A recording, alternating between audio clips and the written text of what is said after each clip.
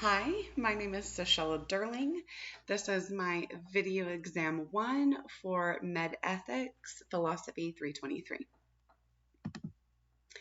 So for me to understand utilitarianism, I needed first to understand what consequentialism is, which is a moral theory that focuses on an action being deemed right or wrong based on the outcome rather than on the inherent nature of that action. So, in utilitarianism, which is a consequentialist ethical theory, the morally right action is the one that produces the greatest amount of happiness for the majority of people. So, if an action reduces overall happiness, the action would be deemed immoral. Here's an example.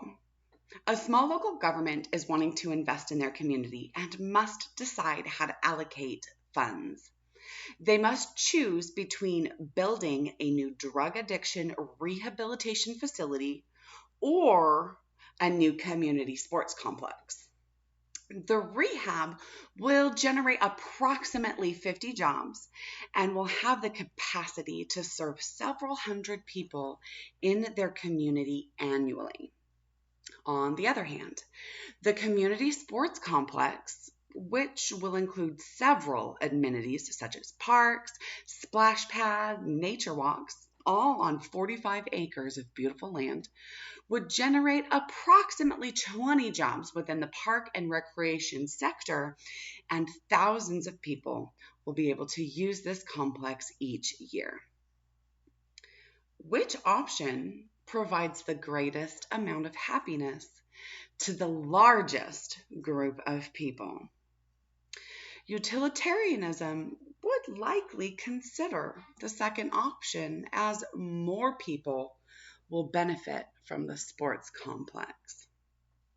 Now, my first objection to this is measuring utility. It is extremely challenging to measure happiness as it is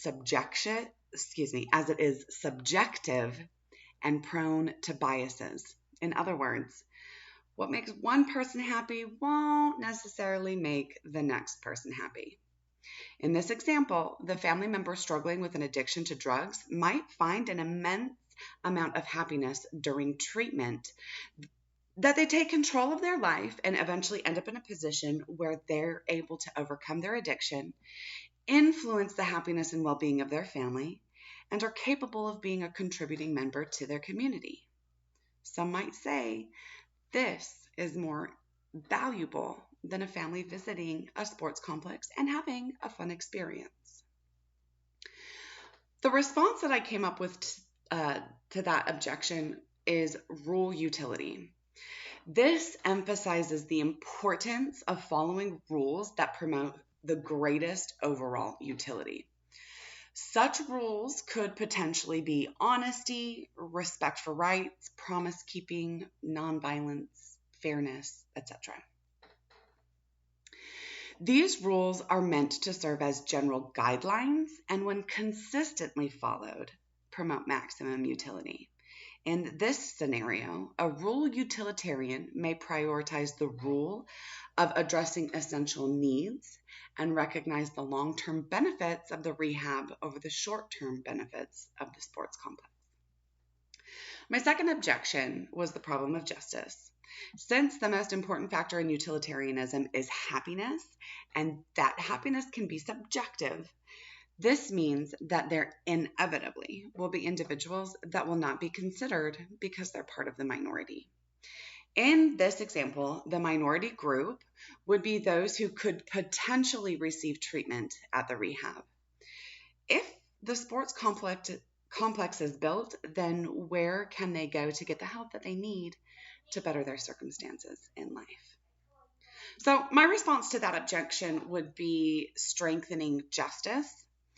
A few approaches to enhancing utilitarianism's treatment of justice is by incorporating principles of fairness, protecting individual rights, and engaging in inclusive decision-making. By integrating these considerations, utilitarianism can better address the concerns of justice and ensure a more equitable distribution of happiness and well-being among all individuals, irrespective of their minority or majority status. Next, principlism is an ethical framework utilized in healthcare settings to guide decision making and has four core principles: autonomy, beneficence, non maleficence, and justice.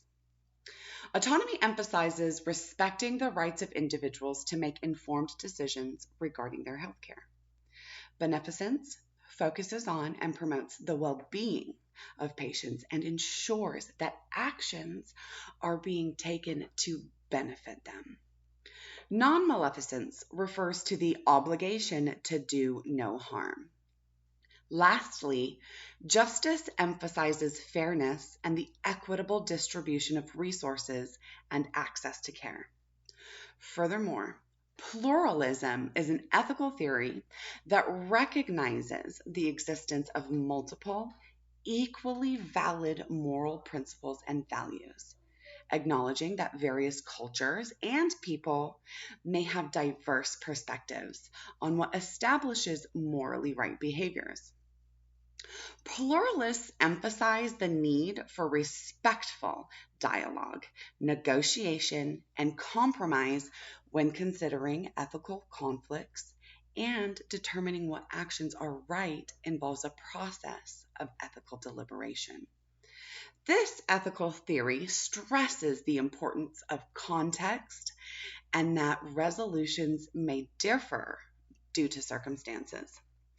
This theory considers prima facie duties and actual duties, where prima facie duties refer to moral obligations that are binding unless there is a stronger moral consideration. This recognizes that ethical decision making is complex and that moral obligations may vary, where actual duties or absolute duties are moral obligations that remain true in all circumstances and are considered non-negotiable. They provide clear moral guidelines and offer a more rigid ethical framework. Here's an example.